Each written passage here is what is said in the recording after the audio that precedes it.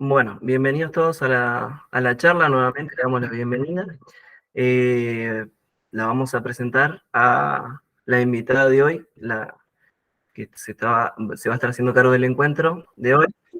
Eh, bueno, es la magíster María Aldana Sacia, especialista en gestión de políticas públicas ambientales, asesora en conflictos ambientales, y bueno, luchadora ambientalista, militante ambientalista, ecologista, compañera de luchas, y muchas cosas más. Así que bueno, te dejamos la palabra, Aldana, todo tuyo. Hola, muy buenas tardes. ¿Se me escucha? Perfecto, ¿sí? Bueno, veo que está buenísimo esto de la presentación porque no es lo mismo hablar sin saber de dónde más o menos son cada una de ustedes, porque bueno, cada uno tendrá su diferente percepción o vivencia acerca del tema del cual vamos a hablar y seguramente estarán más o menos empapados de la problemática. Bueno, como el título de la presentación lo indicaba, a ver que ya voy a compartir pantalla porque armé un pequeño power que ahora no se ve, recién se había visto. Ya lo voy a buscar. Sí, recién se vio, lo pudiste compartir recién. ¿Ahí? ¿Se ve? No, ahora noche. No, porque tiene que estar, ya sé por qué, ahí está. Tiene que estar, ahí está. Tiene que estar abierto en los dos lugares a la vez. Bueno, en primer lugar, como presentación mía, les voy a decir que haciendo Power soy un desastre, pero bueno, es un resumen más o menos para no aburrirlos tanto. Encima que están todos con la cámara apagada, no veo nada, vamos viendo aunque sea unas letras. La charla Contexto Legal de la Lucha Ambiental en Entre Ríos. Bueno, específicamente como es una cátedra de soberanía alimentaria, vamos a hablar de la lucha en relación a los agrotóxicos, porque bueno, tiene que ver con la temática de la cátedra y de la lucha que nos convoca. Esta lucha de la cual formo parte, porque formo parte de... Me voy a sacar los auriculares porque me escucho yo. ¿Ahí me escuchan? Sí, se escucha muy bien. Bueno, porque me escuchaba, yo me molestaba.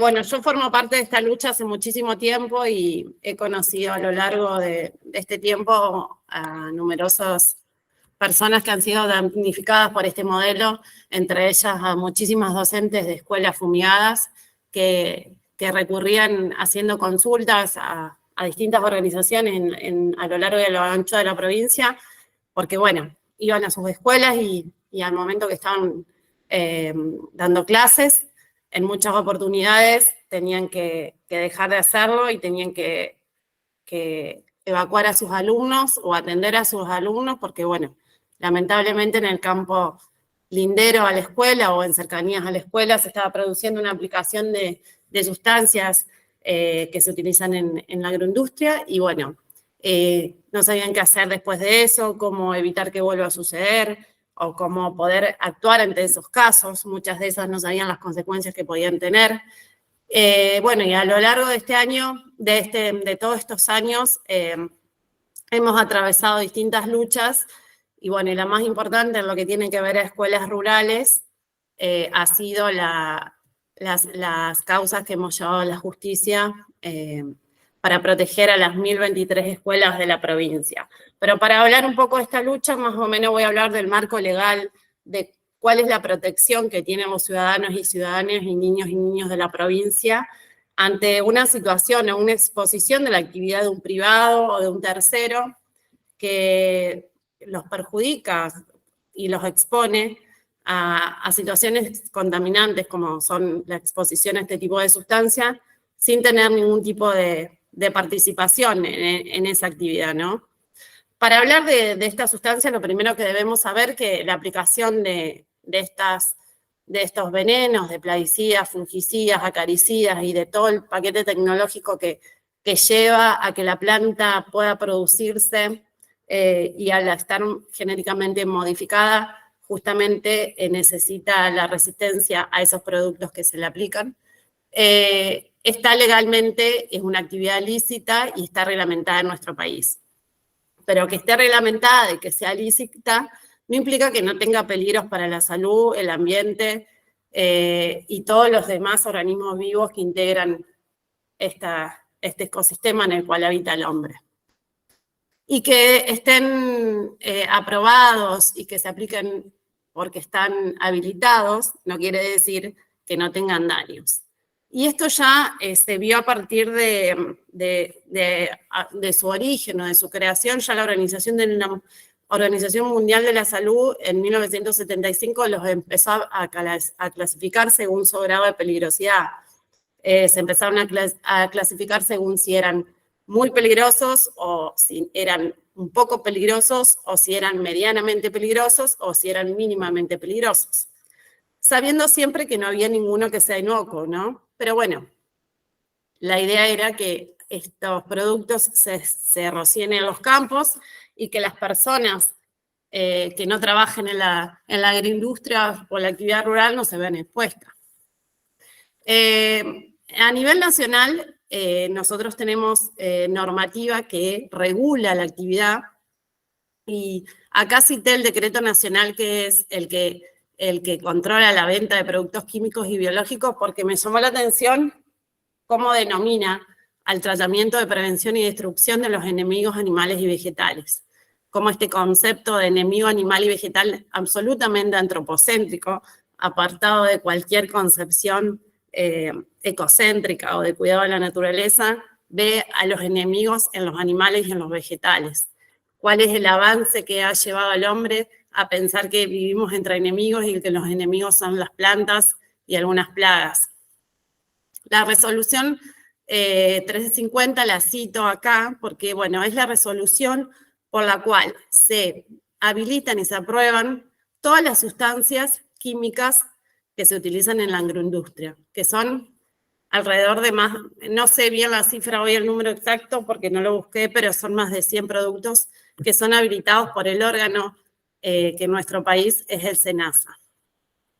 Estos productos que se dispersan en el aire al momento de una aplicación tienen una calificación que se la da según lo que se denomina dosis letal media, que es un criterio de clasificación que más adelante le voy a comentar, y que hace que se los pueda categorizar y dar un membrete en distintos colores, causando así una sensación de menos peligro o mayor peligro. Nosotros, en nuestra provincia, en toda la provincia, rige la ley de plaguicidas, que como verán, es una ley que se hizo en el ejercicio de facultades legislativas conferidas por una junta militar. O sea que tenemos una ley de la dictadura. Imaginemos el grado de protección y el grado de proyección al año 2023 que puede tener una reglamentación de ese tipo y de cuidado, ¿no? Por sobre todo. Esta ley es la ley que protege todos los, que regula los actos que tienen que ver con la venta, la aplicación, el transporte, el almacenamiento de todas estas sustancias que se utilizan. En el artículo primero nos dice que toda persona que va a aplicar esta sustancia tiene que proteger a terceros, sean vecinos, sean niños, sean personas que pasan en auto por la ruta mientras se está llevando adelante una fumigación. Justamente lo que se tiende es evitar ocasionar un daño a terceros. Ese es el primer artículo que tenemos en esta ley.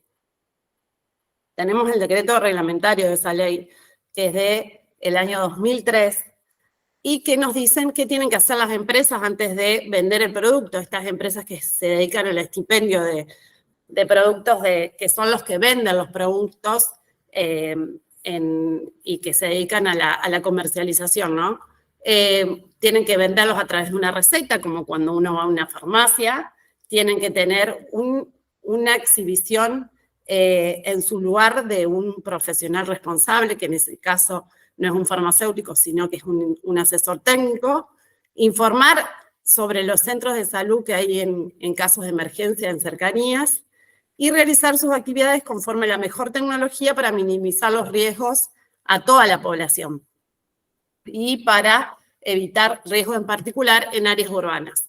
Justamente el otro día hablaba con una persona de Urdinarray, no sé si habrá acá alguien de Urdinarray, que me decía que el mayor expendedor de este tipo de productos se ubica en el centro de la ciudad, muy cercano a donde está el centro de salud, cosa que pone gravemente en peligro si nos ponemos a hablar de lo que debería ser la prevención para tener este tipo de estipendio o comercialización.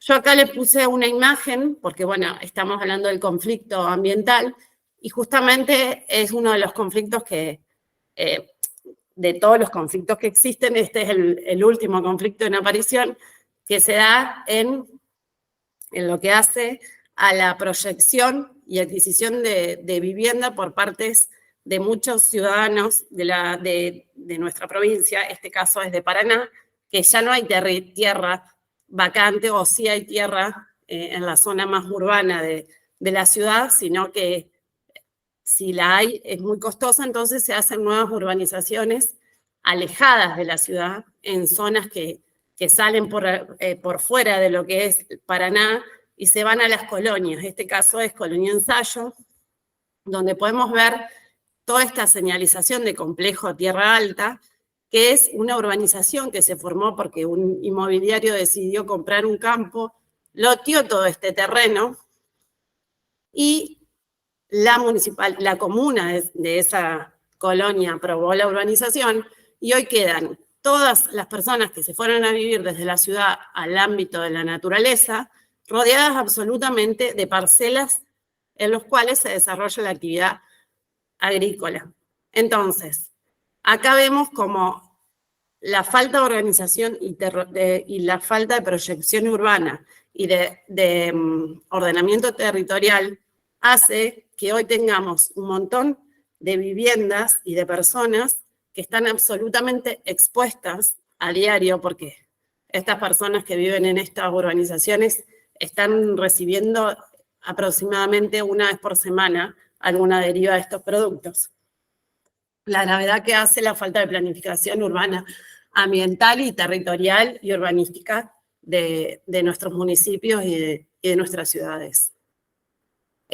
Bueno, este decreto reglamentario que les venía nombrando nos dice, nos delimita las distancias en las cuales se puede aplicar cuando se hace por medios aéreos.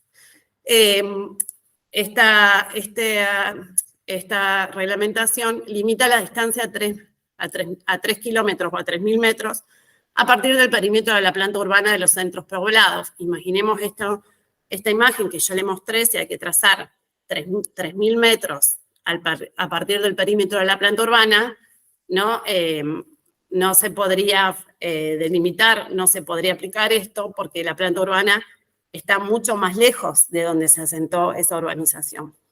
¿Qué pasa? Cuando esa aplicación aérea se realice en lugares que no están dentro del ejido urbano o de la planta urbana, se va a realizar a 100 metros. Entonces, imagínense el grado de deriva o de rocío que pueden llevar a tener esas personas en una aplicación aérea con lo que conlleva, ¿no? Tenemos la resolución 47 del 2004, que es otra resolución que tenemos en la provincia, que prohíbe la aplicación dentro del casco urbano. Por eso acá volvemos a lo mismo, la falta de planificación, de delimitación que tiene la mayoría de las localidades de nuestra provincia de lo que es casco urbano, porque se han extendido, la mayoría tienen los ordenamientos y la delimitación del territorio que se hicieron cuando se fundaron las ciudades o se fundaron los pueblos y no se actualizan, y hoy el límite entre lo urbano y lo rural es mínimo y en algunos casos es nulo. Entonces, la importancia que tiene delimitar lo rural de lo urbano, porque hay mucha gente que hoy no podría aplicar porque ya esas casas entrarían dentro de lo que sería el ejido urbano. Acá le pongo un ejemplo de lo que podría ser el ejido urbano de Paraná y cómo se puede ver este campo que quedó, que es otro conflicto que se está dando ahora también, en una vecinal, acá no se ve la urbanización nueva que se hizo, y acá vemos como hay en el medio de esta urbanización un campo que en la actualidad está aplicando y no podemos delimitar si está dentro de lo rural o de lo urbano. Y por último tenemos la resolución 47 que limita el uso de los agroquímicos a una distancia donde existan casas, caseríos, o donde no estén dentro de la planta urbana que está prohibida, a 50 metros. Si hay una casa en el medio de la ruralidad y en cercanías hay un campo, para aplicar se van a respetar 50 metros. Solamente 50 metros. Siempre se tiene que notificar al municipio, a los pobladores, y tiene que haber un ingeniero agrónomo presente al momento de que se realiza la aplicación. En la mayoría de los conflictos ambientales lo que sucede es que los vecinos se enteran de la fumigación o de la aplicación cuando se está aplicando, porque nunca son notificados con 48 o 24 horas de antelación, como exige la normativa vigente, y en ese momento ya es demasiado tarde y la mayoría ya recibieron el impacto de todas estas sustancias. Y también limita estos 50 metros si hay un curso de agua, un arroyo, una laguna, y los 100 metros que debe tener, 50 metros de las casas y 100 metros de cursos de agua. También delimita los galpones de pollos de 50 metros, esto se lo traigo como a colación la resolución 1906, porque esta resolución se aplicó a la primera sentencia de escuelas fumigadas diciendo tienen una distancia de protección los galpones de pollos y ponedoras y no hay una distancia de protección en escuelas, porque como ustedes podrán ver de toda esta normativa que yo estoy hablando, en ningún momento se habla de una distancia de una escuela rural. Cuando en nuestra provincia no he llevado la cuenta, pero quiero suponer que hay muchísimos más escuelas rurales que galpones de pollo. Y bueno, y acá nos dice también que se limita la fumigación aérea a 100 metros de los galpones de pollo. Si es aérea, ¿no? Bueno, esto es lo que debe tener la receta agronómica antes de aplicarse, qué principio se va a actuar, qué principio activo se va a aplicar y demás. Las recomendaciones que debe tener la receta son fundamentales para poder saber en qué momento se puede aplicar, con qué temperatura, con qué humedad, con qué condiciones del tiempo, puesto que es lo que va a hacer que la menor cantidad de veneno llegue a un lugar externo que no sea la planta. Bueno, esto ya lo hemos dicho. Acá como normativa, de lo que estoy hablando de normativa de cuerpos legales, traigo como otra legislación que es muy importante para quienes desarrollan la agroecología o la agricultura orgánica o biodinámica, porque existe a partir del año 2005 una ley, que es la 9.625, que establece una serie de beneficios para quienes llevan adelante esta actividad, pero lo que tiene interesante, no es muy buena la ley, pero sí tiene interesante esta posibilidad que se le da al productor que lleve a cabo una producción de este tipo, que le comunique de manera fehaciente a los propietarios que viven al lado que él está llevando adelante este tipo de producción, por lo que los lindantes no le pueden aplicar dentro de los 500 metros lindantes de sus 4 puntos cardinales agroquímicos. O sea que es una limitación que se le hace a los terceros que no realizan la actividad. Bueno, acá puse como grieta judicial en la lucha un productor agrícola que aplicaba este tipo de sustancias al lado de otro productor que era Ariza. Hoy Ariza falleció, pero fue un compañero de lucha y militancia de muchos años, que él llevaba adelante la actividad avícola y porcina orgánica, y durante muchos años, tanto sus pollos como sus cerdos aparecían muertos o con malformaciones como consecuencia de que el vecino del campo de al lado fumigaba y literalmente rociaba a sus animales. Y la justicia acá no ordenó una distancia, solamente dijo que tenía que cumplir con lo que decía la ley y que de esta manera no tenía que demostrar Ariza que sus pollos o sus cerdos habían muerto como consecuencia de la aplicación, sino que era claramente operativo el principio precautorio, que es el principio que nos dice que por más que haya ausencia de evidencia científica acerca del daño que pueden causar estos productos, igualmente se tiene que evitar su propagación. Bueno, y acá sí venimos con lo que puede ser el inicio del derrotero legal hoy vigente en lo que hace a la protección de las escuelas rurales. Un montón de organizaciones ambientales que conforman una coordinadora que se denomina Basta es Basta, se vienen nucleando hace muchísimo tiempo y después de la muerte de una niña como consecuencia de haber adquirido leucemia, empezaron a unirse y a aglutinarse como diciendo este es el punto final después de la muerte de esta pequeña niña. Y el 21 de marzo de 2018, muchas de estas organizaciones se juntaron con el Defensor General de la provincia, que es quien representa a todos los niños y niñas de la provincia en la esfera judicial, y se presentaron solicitándole que teniendo todas las herramientas a su alcance y la Administración de Justicia, y sin mayores gastos, podía llevar adelante se le solicitó que lleve adelante una medida precautoria para evitar que se sigan propagando este tipo de sustancias en cercanía de las escuelas rurales donde iban nuestros niños y nuestras niñas de toda la provincia. Porque días atrás, en el mes de marzo, se había fumigado en la localidad de San José campos de nueces pecan y había habido que evacuar a 700 chicos. Entonces, fue como un hito también en la lucha decirle presentarse a este organismo y solicitarle que lleven adelante esta medida.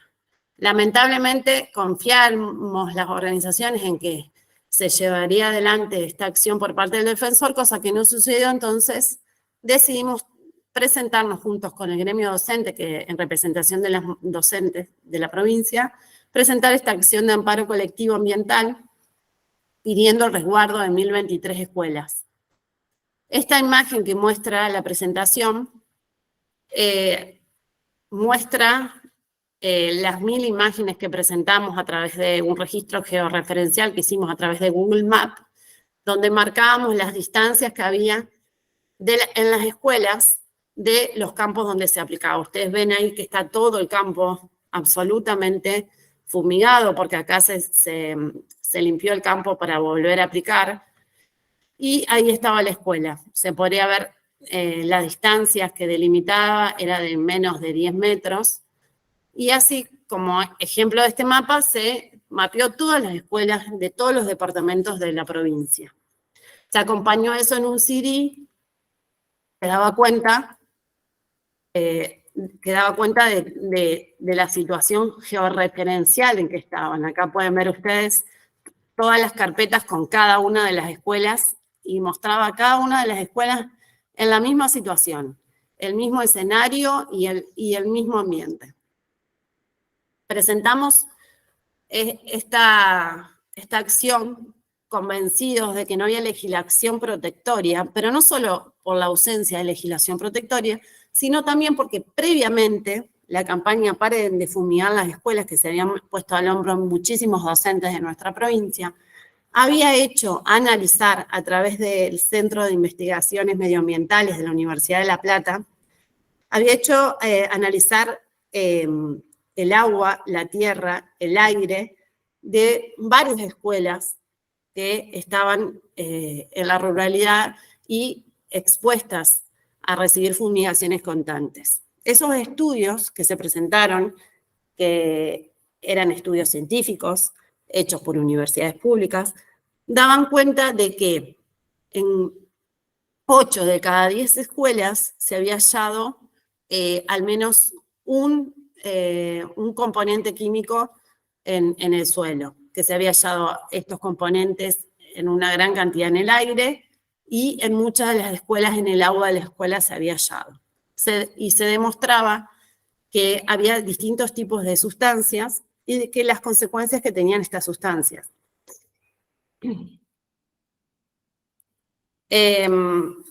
Además de todo el caudal probatorio que demostraba que las escuelas estaban contaminadas, que no había una regulación que delimite, se presentaron a su vez estudios científicos que daban cuenta que cuando un producto yo no sé si alguien me está preguntando algo, si me paran porque no puedo más que ver la pantalla que voy mostrando.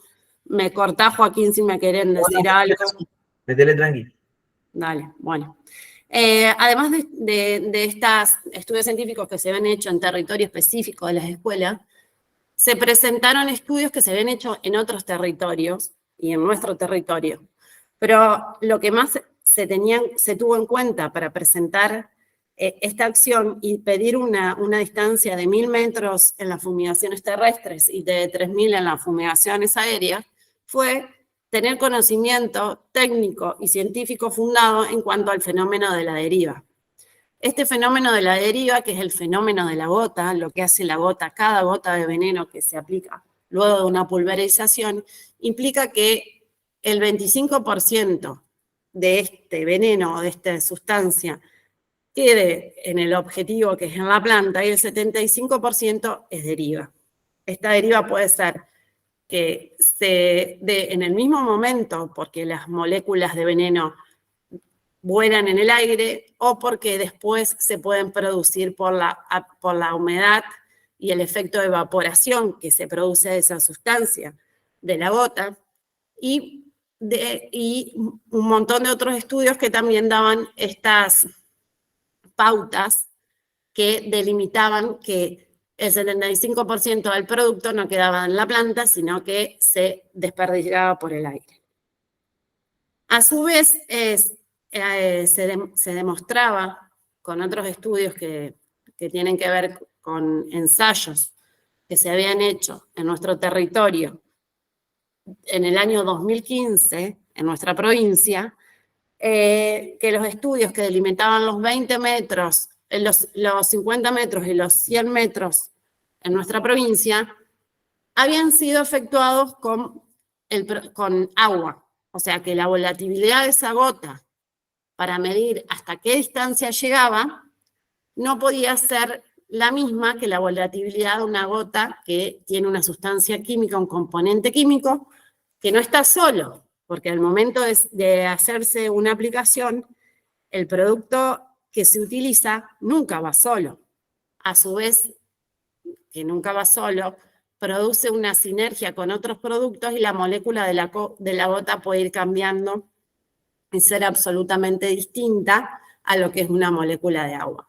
A su vez, se utilizaban placas de Petri para hacer estas mediciones, que eran unas pequeñas placas que hacían como de cinta scotch, supongamos, para ver a dónde caía esa gota, que reitero era de agua, y al ver dónde caía esa gota era, bueno, esta es la distancia, hasta acá llegó la gota.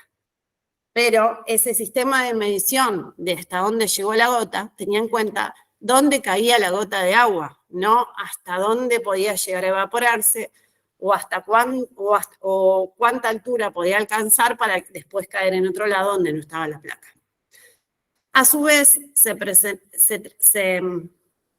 detalló sobre la diferente posibilidad que tiene esta gota de volar, si lo que se tiene en cuenta es la boquilla de la máquina, porque no todas las boquillas de las máquinas de aplicación son iguales. Según la boquilla que se aplique y según el tamaño de apertura, hace que la gota sea más grande o más chica y que esa gota tenga o no tenga coadyuvantes, aceite, impregnante, todo lo demás que hace que sea menos o mayor o más pesada. Todo lo cual evidencia y demuestra que es casi imposible determinar hasta dónde se puede llegar a encontrar este tipo de sustancias.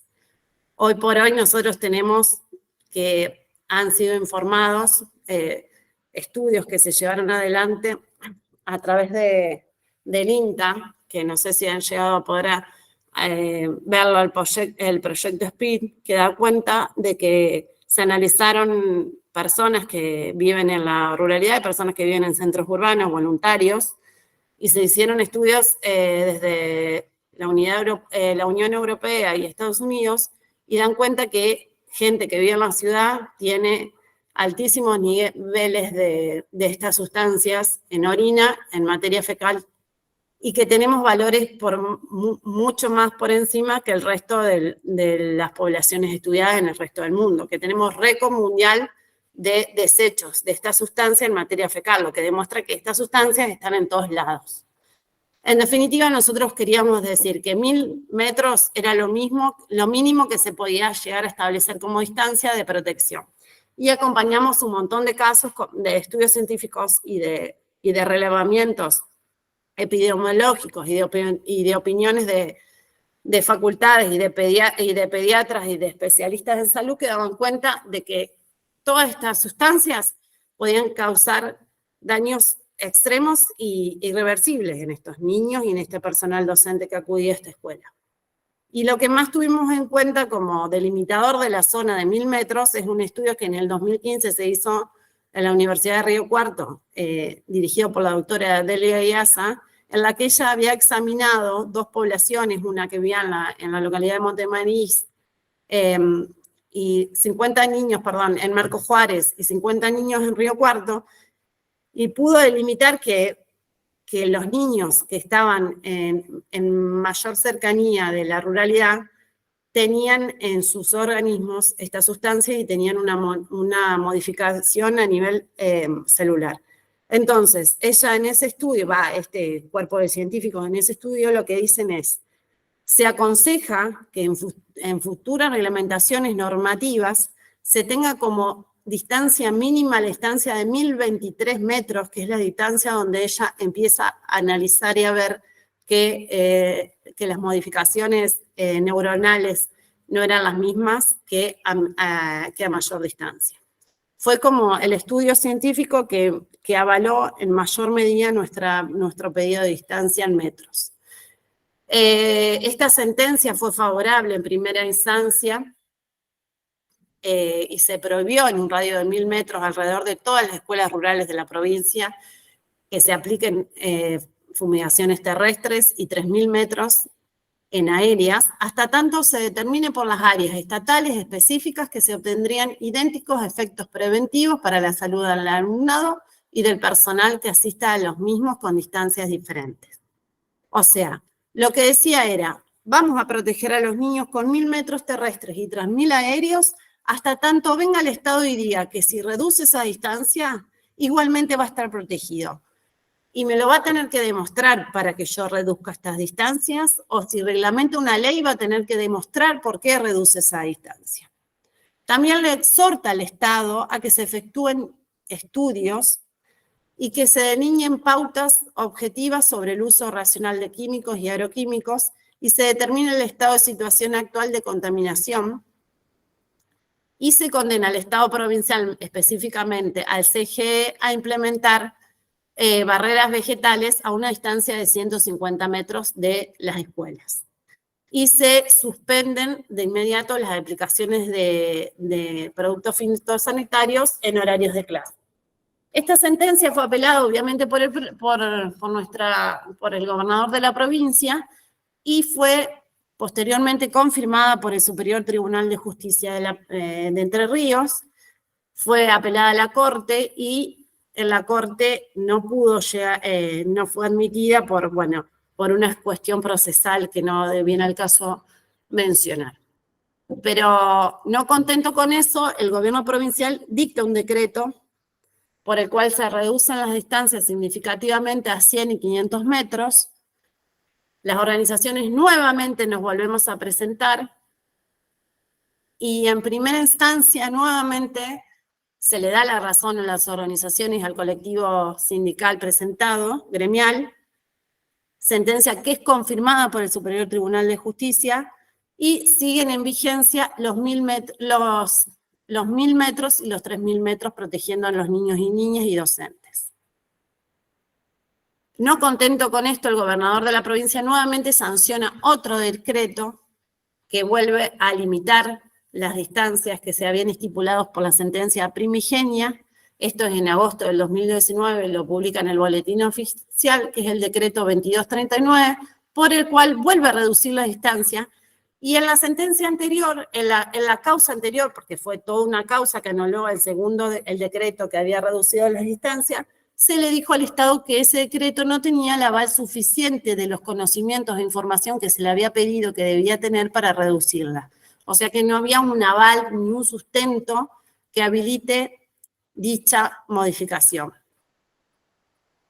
No contento con esto, sanciona el 2239 en agosto del 2019 con un dato de color que es que, habiendo obtenido las organizaciones presentadas 2 sentencias favorables por el Superior Tribunal de Justicia, que era compuesto por una sala, que era la Sala de Procedimientos Constitucionales, que venía resolviendo, en la misma época de sanción del decreto 2239, se sanciona la reforma a la Ley de Procedimientos Constitucionales, que era la ley que regulaba el amparo y que veníamos presentando las acciones, las organizaciones, y a través de esa modificación, la Sala de Procedimientos Constitucionales que venía resolviendo deja de resolver y se compone de diferentes formas de Superior Tribunal de Justicia.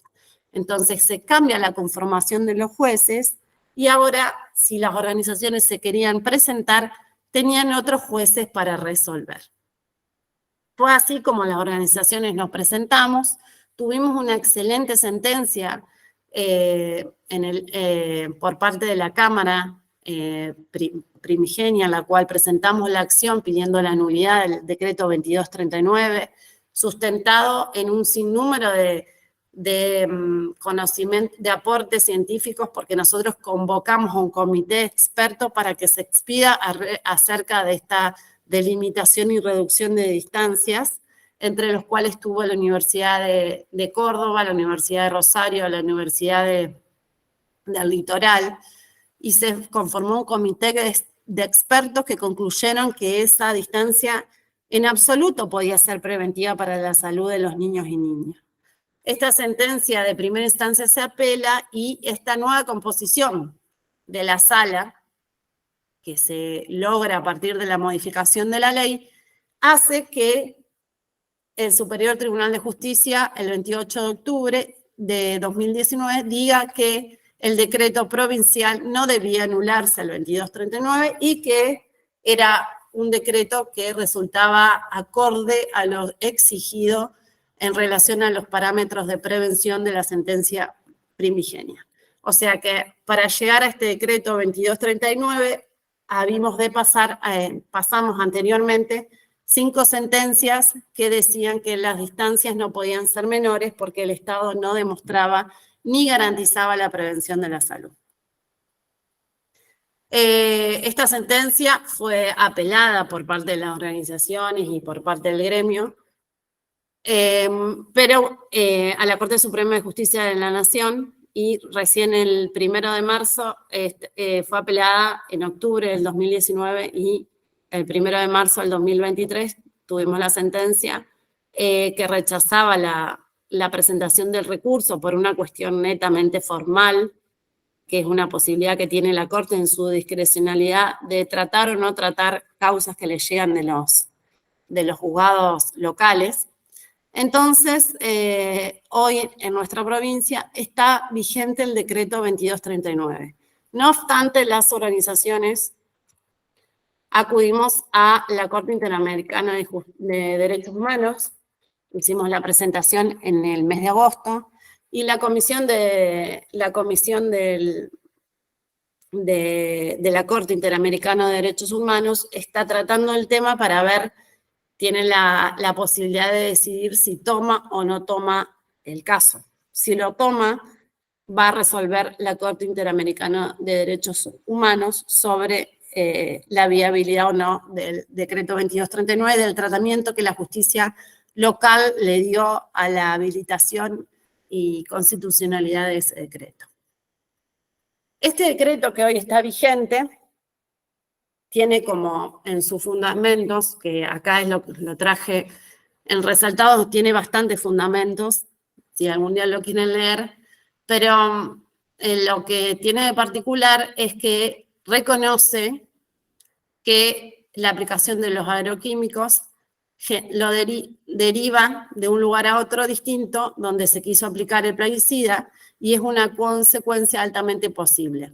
Entonces, porque influyen las condiciones climáticas como el viento y la humedad. En sus considerando, a la hora de sancionarse el decreto, ya reconoce el fenómeno de la deriva. Fenómeno de la deriva que tiene en cuenta, obviamente, el método de análisis que ya les expliqué de las gotas de agua y cómo se medían las distancias para regular en nuestra provincia. Este artículo, este decreto establece una zona de exclusión de 100 metros donde no se van a poder realizar ningún tipo de aplicaciones terrestres alrededor de las escuelas y de 500 metros para aplicaciones aéreas, desde el centro del casco de la escuela rural. Acá marco con rojo desde el centro del casco de la escuela rural porque algo que sí adhirió el Superior Tribunal de Justicia al fallo de primera instancia que anulaba el decreto 2239 es a la contradicción en la que se caía en este decreto, porque, como les dije, la sentencia primigenia obligaba a la plantación de la barrera forestal a los 150 metros de todas las escuelas rurales. O sea que si a 100 metros no se podía aplicar, había una contradicción y sobraban 50 metros.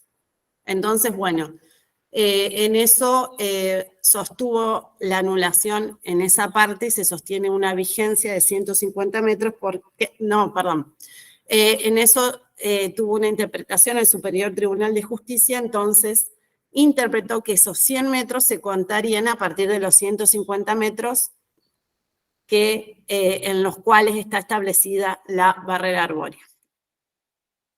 Después establece una área de restricción en la que se pueden aplicar a una distancia de 500 metros, contados desde donde se prohíben las aplicaciones terrestres de productos fitosanitarios de clase toxicológica 1A, 1B y 2 dentro del radio de 500 metros contados desde el límite de los 100, que son 150, no 100 por lo que le expliqué, y en esta área sí pueden realizarse aplicaciones terrestres de productos fitosanitarios de clase toxicológica 3 y 4, conforme a la nomenclatura proporcionada por el SENASA. Acá abajo cito como ejemplo al glifosato, que tiene categorización 3, por lo tanto se puede aplicar en esas áreas de restricción porque no es la clase toxicológica 1A, 1 y B y 2, y se pueden aplicar la mayoría de los productos, o sea que esta área de restricción tiene restricción muy poco, porque hoy la mayoría de los productos de la clase toxicológica 1A, 1B y 2 están prohibidos, porque ya se demostró que son absolutamente nocivos para el medio ambiente y la salud humana, entonces ya ni siquiera se aplica. Entonces esta área de restricción quedaría delimitada para muy pocos productos que en la actualidad no se aplican. Y después establece un área de restricción donde se prohíben las aplicaciones de los productos sanitarios, de los productos fitosanitarios de las clases que les dije, que son la 1A, 1B y 2, y dentro de un radio de 3.000 metros, descontado desde el límite de los 500 metros establecidos en el artículo 2. En esta área podrán realizarse aplicaciones aéreas de productos fitosanitarios de clase toxicológica 3 y 4, volvemos a lo mismo, que la restricción termina siendo para productos que no se aplican. Lo que tiene de terrorífico, aterrorizante, ilegal y catastrófico para los docentes que se presentaron a protegerse a través del gremio docente, es que establece la conformación de una unidad centinela en cada establecimiento educativo rural y de una unidad de control en cada escuela agrotécnica, cuya conformación, misión y funciones se detallan en el anexo, y en el anexo nos dice que cada unidad centinela estará presidida por el director de cada escuela y por un ingeniero agrónomo matriculado en la provincia. O sea que el docente que intentó iniciar esta acción para protegerse de esta actividad dañina, riesgosa y peligrosa para su salud, ahora pasa a ser un veedor fitosanitario. Esto está hoy vigente.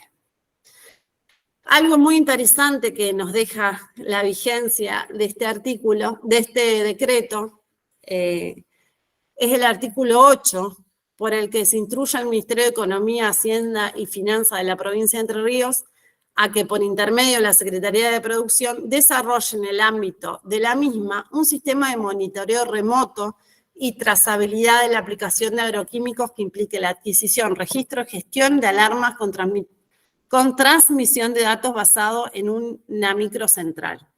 Esto sería un sistema georreferencial de alarma que tendría cada maquinaria que se utilice al momento de realizar una aplicación, que haría sonar una alarma en esa microcentral de monitoreo, dando cuenta cuando las distancias se reducen más allá de lo que la ley del decreto permite. Este sistema tenía que estar desarrollado a partir del 1 de enero de 2020. Obviamente, hoy, 5 de octubre del 2023, no existe, no está en funcionamiento y no existe un desarrollo que en el ámbito de la Secretaría que pueda llevar a implementarlo en un plazo cercano ni en ningún plazo que podamos imaginar. No existe. El 12 también es otro artículo importante que instruye a la Secretaría de Producción a la celebración de un convenio con el INTA para desarrollar un sistema de monitoreo y cuantificación de plaguicidas en el área para áreas de resguardo de aplicaciones alrededor de todas las escuelas. Hoy podríamos saber cuánto es el grado de contaminación que existe en el aire de nuestras 1023 escuelas, pero al igual que el sistema instituido por el artículo 8, debía estar terminado para el 1 de enero de 2020 y en la actualidad no tenemos ni noticias. También, con similares proyecciones, se instruye al Ministerio de Salud a efectos de generar un programa de seguimiento de la salud de agricultores y comunidades rurales y adoptar las medidas necesarias tendientes al funcionamiento del Registro Provincial de Tumores y difundir los resultados. Las medidas que se instruyen también debían estar en funcionamiento a partir del 1 de enero de 2020. Tampoco existe. Acá les citaba una parte de la sentencia en la cual el juez de Cámara, en la segunda sentencia en la que anulaba el decreto anterior al 2239, decía que el director de epidemiología del Ministerio de Salud, que sería el que informó al expediente sobre el seguimiento de salud de los agricultores, la comunidad rural en su momento, decía que el procedimiento señaló que en el año no había recibido ninguna denuncia y que tampoco se contaba con laboratorios que hagan análisis toxicológicos o genéticos para determinar este grado de seguimiento que se debería realizar, como tampoco estaba en funcionamiento el Registro Provincial de Tumores, que está instituido por ley provincial, y que daba cuenta del el estado espeluznante que había de conocimiento sobre el monitoreo de la salud de la población en lo que respecta a este tema. El artículo 16 nos propone el fomento de la producción agroecológica. Desde el 2019 a la fecha, el fomento a la producción agroecológica creo que ha sido casi nulo en la provincia, pero bueno, lo instruye el decreto 2239. Y por último, el decreto nos dice que ante el incumplimiento de alguna de las normas previstas en toda la ley, en toda la legislación vigente, incluso en este decreto, se debe comunicar al personal policial, según la jurisdicción de que se trata, el que deberá proceder conforme al protocolo de actuación, que el protocolo de actuación no lo sabe ningún policía, ningún personal policial de la jurisdicción, no tiene conocimientos de cómo actuar al momento de una fumigación, y al momento de una fumigación, muchos vecinos llaman, o docentes llaman a la policía, y le dicen que no se quieren exponer, entonces ni siquiera acuden al lugar, sino que le toman la denuncia a la comisaría. Y para cerrar, bueno, traigo esta foto que habla de la lucha ambiental en nuestra provincia. El martes se cumplen 300 rondas, es una foto que pone en evidencia la lucha de compañeros que todos los martes se reúnen a rondar alrededor de la Casa de Gobierno para visibilizar esta lucha y decir paren de fumigar y basta de cáncer en la provincia. Bueno, muchas gracias y espero no haya sido muy largo y se haya podido comprender el panorama legal de la lucha ambiental en torno a los agrotóxicos en nuestra provincia. Buenísimo, Aldana, muy bien, muy claro. Te consulto, porque se me escapó capaz. ¿En qué año fue la primera presentación del recurso de amparo? Vos dijiste que el caso de la nena esta fue en 2014. No. Lo de Antonella fue en el 2017 y el amparo fue en el 2018.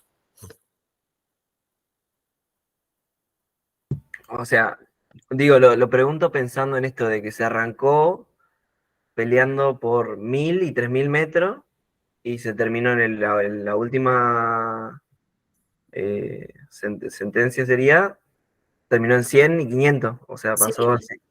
No es la sentencia, sino que es el decreto que está vigente, que es el 2239. Bueno, y después la otra cosa para comentar con indignación, digámosle, como docente, esta parte que decís vos de la unidad Centinela, que ya había salido hace un tiempo, y es increíble cómo desde el reclamo que surge desde la docencia, termina dándose vuelta y le encargan a los docentes, que ya de por sí estamos extremadamente vulnerados en términos, bueno, los docentes, las maestras de escuelas rurales, por esta cuestión ambiental, pero también por el laburo, por los salarios bajos, por un montón de cuestiones, y te agregan un trabajo más, porque es una tarea más, una función que no, aparte de que no corresponde, no tampoco se remunera en ningún sentido, como te están dando una función sin... No, es que es una función que nada tiene que ver con... Primero, una persona tiene una vocación docente que lo expone a hacerlo, eligió a dar clase y estar enfrente a sus alumnos impartiendo educación. Jamás pensaría que va a ir a controlar cómo se lleva adelante una fumigación. No tiene las herramientas, ni la capacitación, ni la vocación de hacerlo. Y por otra parte, bueno, esto de llevar adelante actividades por fuera del horario laboral, cumpliendo funciones absolutamente riesgosas, extralimitadas y solamente para beneficiar a una actividad privada, porque en este caso se estaría beneficiando a un productor y a nadie más. Ni siquiera se estaría beneficiando a los alumnos porque las pulverizaciones se hacen fuera del horario escolar. Y poniendo en riesgo, sí, eso desde ya. Que bueno, eso fue lo más grosero en términos legales que dejó vigente y no, ni siquiera tuvo en cuenta esa obligación que se le estatuía a los directivos como para anular, aunque sea esa parte, por parte del Superior Tribunal de Justicia. Bien, ahí están preguntando en el chat. Melina pregunta, ¿también tenían en cuenta la velocidad y dirección del viento? Pregunta. Cuando ¿No? se hicieron los estudios de deriva, preguntara, igualmente la velocidad, la humedad y la dirección del viento sí se tienen en cuenta para hacer los estudios. El tema es que los estudios como dije, se hacen con gotas de agua, entonces, por más condiciones climáticas benévolas que haya, no cumplen con el cometido del estudio. ¿Por qué? Porque se hacen con agua. Se hacen con agua porque la gente no se quiere exponer, la gente que lleva adelante la práctica o sea, quien lleva adelante el estudio no se quiere exponer a la molécula de veneno, por eso se hace con agua, si no se haría con veneno.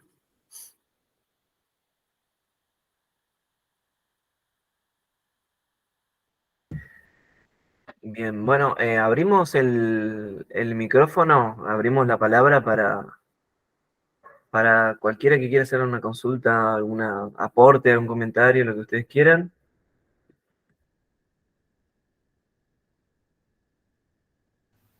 Hola, buenas tardes. Bueno, mucho gusto, Aldana. ¿Qué tal? Hola. Y a todos, ¿cómo va? Yo te quería preguntar, sí, dentro de la jurisprudencia, digamos, cuáles serían las referencias de las cuales digamos, estas dos agrupaciones se valen para poder, digamos, reclamar, digo, entiendo, yo no sé nada de derecho, pero entiendo que cuando hay fallos judiciales, sientan un precedente que sirve como para otras situaciones, ¿no? ¿Cuáles serían esas? A lo mejor lo dijiste, yo llegué tarde y me disculpo por eso. ¿Cuáles serían esos fallos o esa jurisprudencia que existe acá en Argentina o en otro lado y que serviría como para seguir peleándola, digamos, jurídicamente? Sí, No sé si soy clara. sí, sí, sí, es como decís vos, la jurisprudencia a nivel país es muy rica y hay un montón de antecedentes judiciales que en distintas zonas delimitan en algunos barrios o en algunas localidades, delimitan esta distancia de 1000 o de 1000 metros, porque básicamente siempre el problema es de la fumigación terrestre, porque la aérea tiene como mayor resguardo, pero en nuestra provincia no hay antecedentes de limitación de esas distancias. Sí, en Santa Fe, en Buenos Aires, tenemos un montón de sentencias que obviamente que son citadas y utilizadas como precedente, como casos emblemáticos, pero bueno, fueron tenidas en cuenta por todos los jueces que fallaron y por el propio Superior Tribunal de Justicia hasta la sexta sentencia, que fue cuando se modificó la composición. Obviamente que los 6 jueces que sentenciaron antes, en todas las sentencias anteriores, citaron jurisprudencia y se basaron y fundamentaron en ella.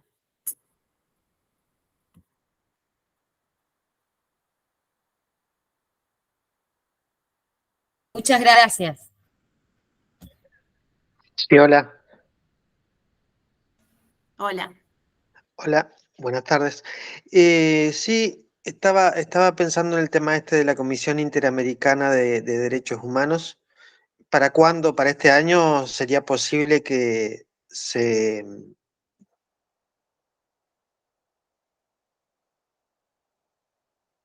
el debate sobre esta causa?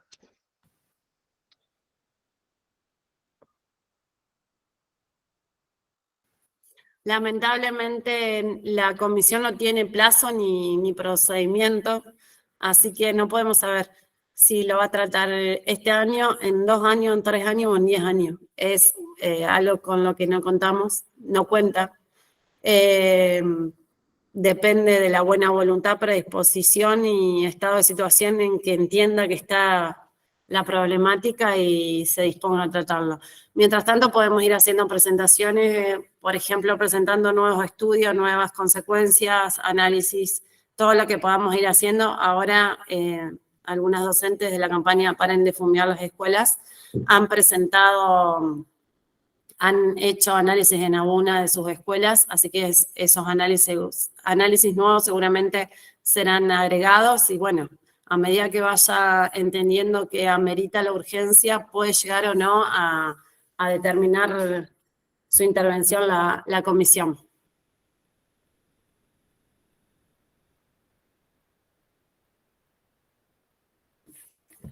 Por las dudas, Aldana, te consulto. Se fueron agotando las instancias, ¿no? De Corte de Justicia Provincial, Corte Nacional. Eh, ¿Se agotó la instancia de la Corte Nacional o sigue vigente Sí, para... se agotó, claro, se agotó. Voy a prender una luz, espera un segundo. Queda la oscura.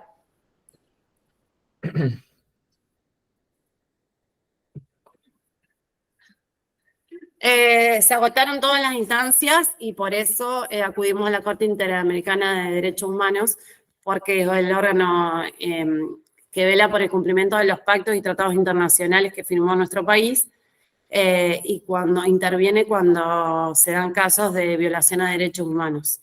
En este caso, bueno, hay que hacer todo un análisis como para incorporar la protección del medio ambiente, pero bueno, está la salud de los niños y niñas, y por eso se acudió como última instancia a la Corte Interamericana.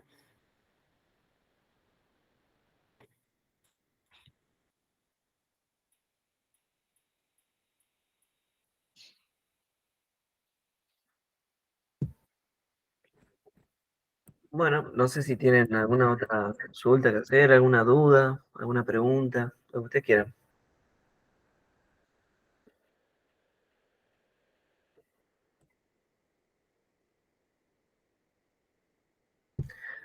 Yo otra cosa que me había quedado picando como algo que también me indigna, por así decir, es los eufemismos que usan para decir área de restricción, y es todo lo contrario, es área de permisión, es el área donde se permite usar el glifosato, y parece adrede que lo hacen. Es una cosa increíble. Y te consulto por las dudas, las categorías estas de los venenos, por ejemplo, los venenos más tóxicos, por así decir, que están en las categorías no sé, banda roja, no sé cómo se dice, o cómo será. Son venenos que ya no se usan, tipo, no sé, el endosulfano, algún por el estilo así. Sí, la mayoría son de esos o que ya tienen altísima resistencia por parte de la planta. Claro. Pero igualmente el que siempre se aplica es el glifosato, o sea, es como decir que siempre está presente. Entonces, bueno, justamente es el más cuestionado que no se encuentre en esta órbita de protección. Para que me voy a poner el micrófono porque llegan mis niños, hacen ruido.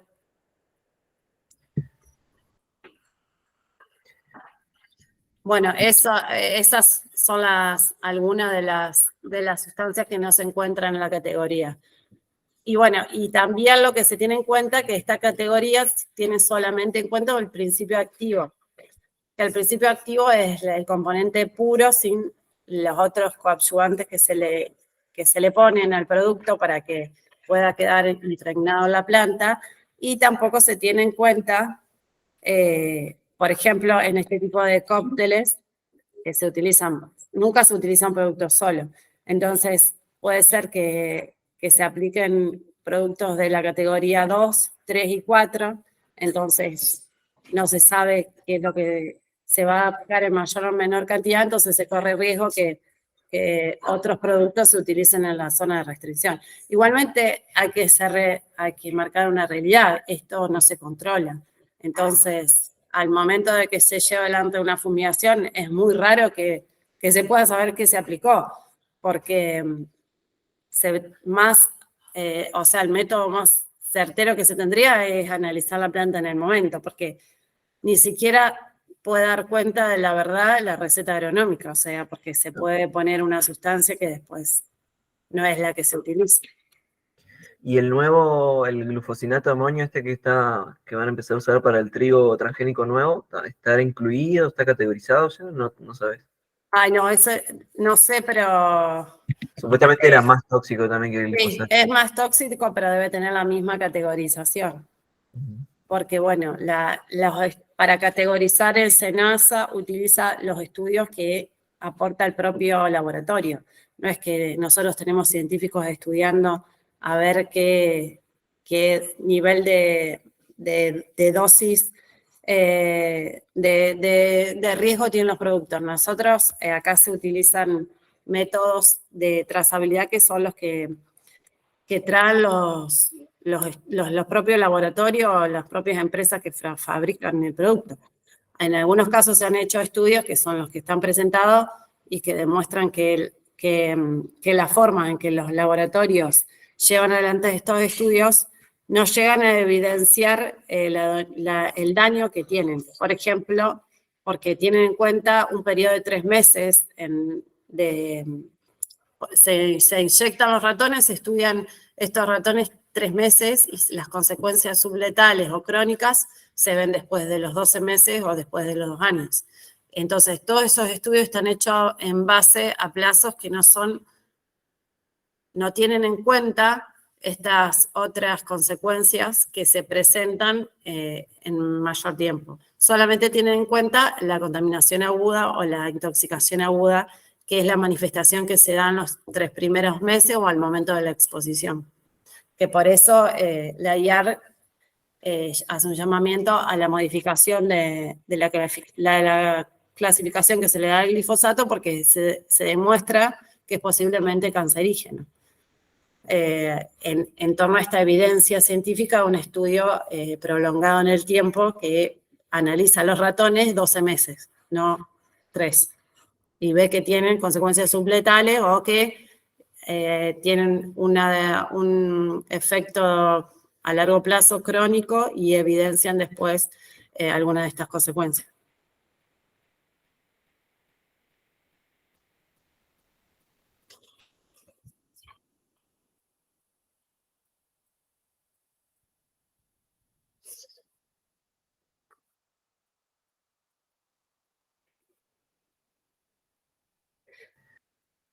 Bien, bueno, lo último que quería preguntar yo, ya si no hablo más, después si alguien más quiere hablar.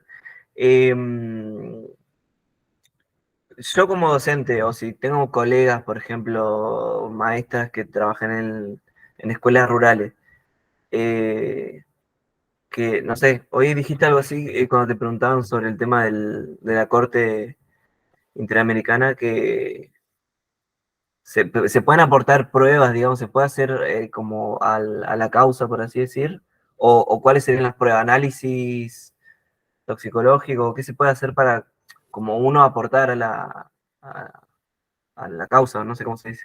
Y, por ejemplo, que cualquier denuncia de alguna docente que se esté aplicando en cercanías, que se aplique en su escuela, cualquier información acerca de algún estado de salud de un alumno o de una docente que va a escuelas rurales, todo eso es aporte, todo. Nosotros recibimos varias denuncias durante la vigencia de este decreto de que no se cumple, que se fumigan al lado de las escuelas y no se respetan la distancia o no se le avisa, no se conforma la unidad centinela. No conozco ni un caso en que una directora se haya constituido en una unidad centinela. Y hace 3 años que está, 4 años ya va a ser que está, no, ya hizo 4 años que estaría vigente la unidad. Ahí levantó la mano Rocío. Sí, sí, sí. Buenas tardes, ¿cómo están? ¿Me escuchan? Bueno, gracias Joaquín y Aldana, gracias por la presentación. Mientras los estaba escuchando, iba a hacer un aporte en relación a, yo investigo sobre la enseñanza de la ciencia en las escuelas rurales, y en principio de mi aporte como docente, lo que decía Aldana de que ningún directivo se ha vuelto parte de la unidad centinela, en parte hay que pensar que los docentes que están en las escuelas rurales realmente son casi personal único, están sobrepasados de tareas, entonces haberlos puesto en este papel yo creo que fue hasta una estrategia, porque se iban a mantener en silencio, porque conocemos la realidad de los maestros y directivos y docentes que están en escuelas rurales, en donde tienen un montón de cuestiones también para encargarse, y que muchas veces trabajan en solitario, y ese trabajar en solitario muchas veces conlleva que no saben dónde evacuar la consulta, la duda, no tienen señal, entonces en ese momento ¿a quién van a llamar? Llaman a la comisaría, nadie les responde, entonces yo que lo veo desde afuera creo que al haberlos puesto en esa unidad centinela fue una estrategia para silenciarlos, o sea, más de cargarlos con la mochila, de darle la responsabilidad de algo que no tienen herramientas para enfrentar, fue porque lamentablemente las condiciones en las que trabajan son tremendas, muchas veces por la distancia, por la lluvia, por el camino, porque tienen que encargarse de que los estudiantes vayan o no vayan, o que no van, o sea, todo lo que conlleva, y encima cargarlos con esto, yo creo que fue una estrategia para silenciarlos más todavía. Eso por un lado, y segundo, nosotros en el equipo de investigación que tenemos en la FCIT, los entrevistamos a muchos docentes de nivel secundario, y está en el discurso, no solo de ellos cuando relatan las cuestiones que se trabajan yo voy a lo concreto, a lo pedagógico, ¿no? Que es una problemática y que los estudiantes lo llevan a la escuela, lo llevan al aula, lo trabajan como problemática el tema de la fumigación, al uso del glifosato, al efecto que tiene en la salud. Los estudiantes mismos no son ajenos a la situación, en parte que es algo complejo también, porque pensándolo desde el lado del docente, muchas veces son hijos de productores, y a veces si la directora no denuncia porque el padre es de la cooperadora, entonces hay una trama súper compleja que hace que se trabe toda esta burla de protocolo que armaron para hacer la denuncia. Eso por una parte. Y segundo, que nada más que para aportar también más allá del contexto legal y las distancias y lo que pueda llegar a pasar, creo que las escuelas agrotécnicas y también las rurales son conscientes de la problemática y cuando aparece la agroecología como otra puerta para empezar a pensar la salida, más allá de la provisión que se pueda hacer, yo por lo menos tengo la esperanza de que tienen un montón de herramientas también para dar, o sea, además de que la escuela rural, tanto la de modalidad común como la agrotécnica, está afectada por el tema de la fumigación, también tiene para dar, para decir un montón, no solo en cuanto a que los niños mismos son conscientes de la contaminación. Un proyecto de Feria Nacional nuestro, por ejemplo, de Entre Ríos, se presentó la semana pasada en Tecnópolis, denunciando las condiciones de glifosato, un trabajo de Colón que hablaba sobre la contaminación del arroyo Perucho y la situación del pueblo. Entonces, para mí los pibes tienen un montón y creo que hay que tomar ese potencial como docentes que estamos frente al aula y también pensando en las escuelas agrotécnicas con el rol fundamental que pueden llegar a tener con la agroecología. Hay muchas experiencias haciéndose desde enfoques errados, tampoco hay recurso humano en el sentido de que los agrónomos que están muchas veces en las instituciones trabajando y haciendo los talleres a la tarde no saben de agroecología, entonces también falta recurso humano para poder acompañar a los pibes en eso, pero más allá de esto yo creo que yo por lo menos tengo un futuro esperanzador de que sean los mismos niños y las mismas escuelas que también aporten a la salida que es la agroecología. Así que quería aportar eso y agradecerle a Aldana y el espacio. Sí, coincido con vos, maravillosa tu mirada. Me hiciste acordar de dos estrategias. Una estrategia del Estado que fue esto que decías de la conformación de las unidades centinelas, que bueno, fue como intencional en esa parte. Una de las propuestas que en algún momento se barajaba era cerrar todas las escuelas rurales. Fue uno de los pedidos que hizo el sector porque, bueno, era perjudicial para ellos y, bueno, muchas docentes tenían miedo porque muchas escuelas están dentro de estancias, entonces tenían miedo que los titulares de esos establecimientos les saquen el lugar de la escuela. Y por otra parte, en la segunda sentencia, cuando se presentó el gobierno, que se presentaron también las entidades rurales y los productores, nosotros presentamos un proyecto de agroecología con la producción de bioinsumos en cada escuela y que el trabajo de los niños sea parte del trabajo de los niños y que eso además significa un ingreso para la escuela para efectuar agroecología en todos esos linderos o para brindarles bioinsumos a los productores y que no desperdicen esas instancias. Pero no, lejos de tomarlo como proyecto o entenderlo así, estuvo el Estado y también es como que falta mucho tiempo para que quienes son los decidores políticos puedan entender o sentarse, aunque sea leer y pensar un poco sobre el aporte de la agroecología y también tener en cuenta el gasto que implica para el Estado este modelo, porque bueno, tiene esa paradoja de decir que alimentamos al mundo, cosa que no sucede, y que se piensa que se genera solamente los ingresos económicos de este país, pero nunca se miden las consecuencias del modelo y todo lo que implica en gastos de salud en términos económicos para cada uno de los estados que sufren las consecuencias.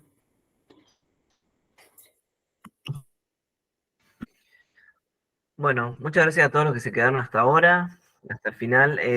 Si alguno tiene alguna última pregunta, si no, ya vamos a ir terminando.